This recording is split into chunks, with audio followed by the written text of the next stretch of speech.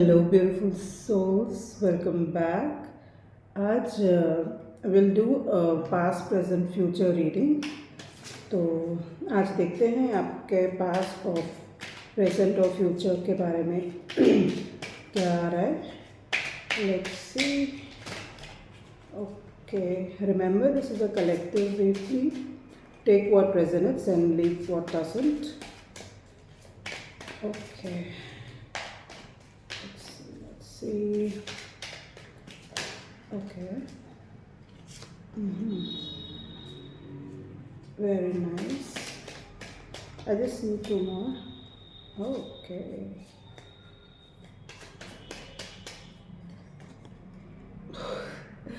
Beautiful. Okay. So, in the past, you have been very victorious. I mean, whatever that you wanted, you have achieved, and you've been very hardworking. Also, you've been passionate.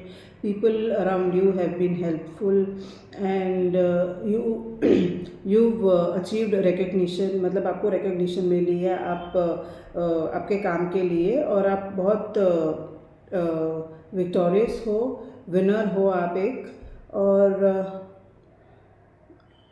आपने मतलब अपने नामना की है। जैसे काफ़ी सारे लोग आपको जानते हैं कि आप एक अचीवर हो, और जो आप जिस पे भी आप फोकस करते हो वो आप अचीव करते हो।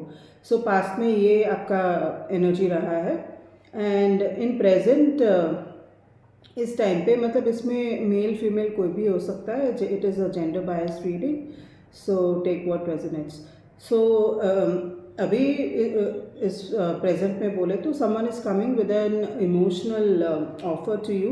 कोई हो सकता है आपके पार्टनर हो सकता है कोई नया इंसान हो, और हो सकता है वो जो आएगा वो इंसान बहुत ज़्यादा रिकग्नाइज्ड हो, मतलब फेमस हो। ऐसा भी कोई इंसान हो सकता है जो आपको आएगा और आपको ऑफ़र करेगा।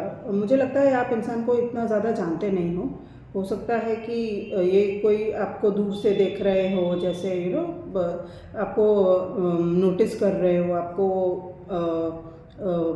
फॉलो कर रहे हो, या ऐसा कुछ हो सकता है। सोशल मीडिया पे हो सकता है जो आपको कोई फॉलो कर रहा है, और वो आपको काफ़ी टाइम से देख रहे हैं, और वो चाहते हैं आपको एक इमोशनल ऑफर देना।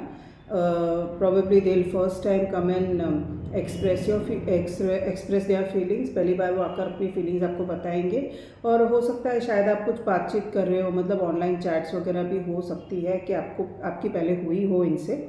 और ये आपको आकर मतलब हो सकता है आप एक इन्फ्लुएंसर हो, और वो आपके वीडियोस देखते हो या आपको फॉलो कर रहे हो, और वो इंसान आपके पास आना चाहते हैं, मतलब आपको अपने फीलिंग्स बताना चाहते हैं। हो सकता है कि आपको लव ऑफर करें, मतलब उन्होंने अपनी फीलिंग्स कभी भी बताई नहीं होगी, और आपको भी पता नहीं होगा कि इनकी क्या फीलिंग्स है, तो वो पहली बार आपको आकर बताएंगे। और ये जो इंसान है जो आपकी लाइफ में है, मतलब आने वाले हैं, वो उनके साथ आपका बहुत ही अच्छा, मतलब he is your true love, and this connection is divinely guided. मतलब भगवान खुद आपको मिला रहे हैं, ये ऐसा कनेक्शन है। और आप दोनों एक दूसरे से बहुत ज़्यादा अट्रैक्टेड फील करोगे। मतलब आपको लगेगा कि जब वो आएंगे तो आपको ऐसे लगेगा कि वो जैसे एक पास्ट लाइफ कनेक्शन है, that you are connected so much, you feel drawn to each other so much.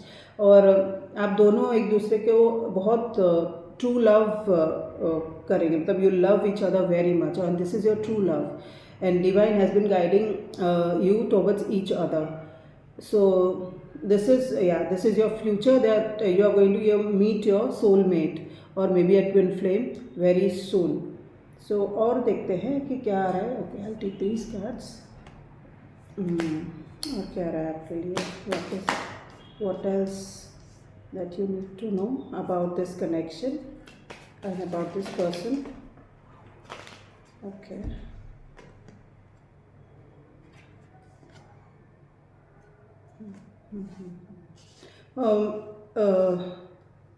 Okay, आपने I think you moved on from a certain situation. आपके पास में जो आपकी सिचुएशन थी उसमें उससे आगे आप निकल गए हो, वो सिचुएशन में आप नहीं हो। और अगर हो तो आपको आगे निकलना चाहिए. You need to move on from that situation. Situation क्या है वो तो आपको ही ज़्यादा पता होगा, मुझे नहीं पता है, but that is what it comes कि आपको वो सिचुएशन में हो, अभी जिस सिचुएशन में हो, you need to move on from that. And आपको I think you have some issues with your father.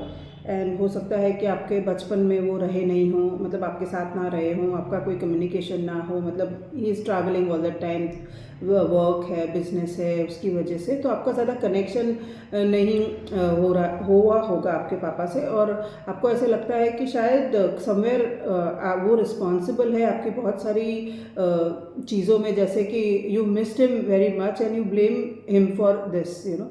So this is the time that you need to forgive your father.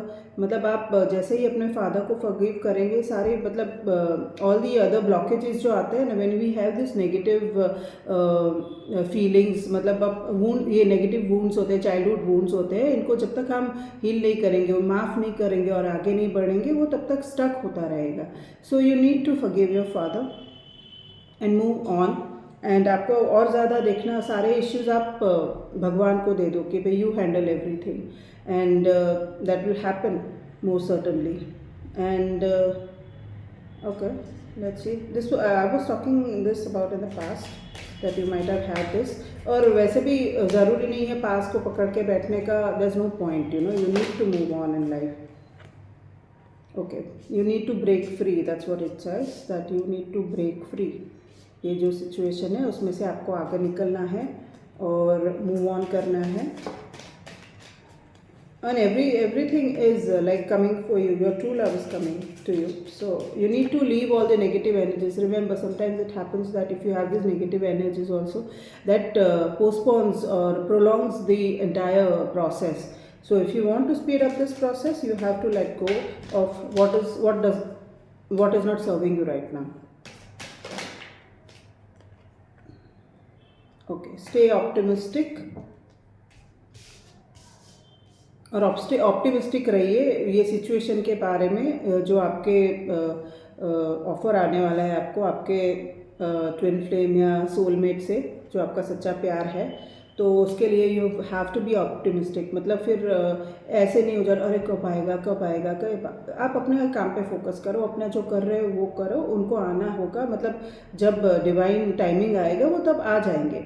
So you don't have to worry about it and stay optimistic about this. And या you need to wait a little bit. मतलब हो सकता है instantly ना हो, but थोड़े time लगेगा, but they will come and you have to wait for it. You can not hurry the process. आप जितना हरी करोगे ना तो वो बात बिगड़ जाएगी.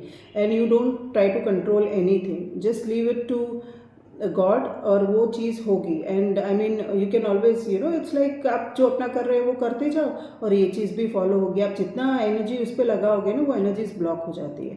So don't do that. Be optimistic and everything will be fine.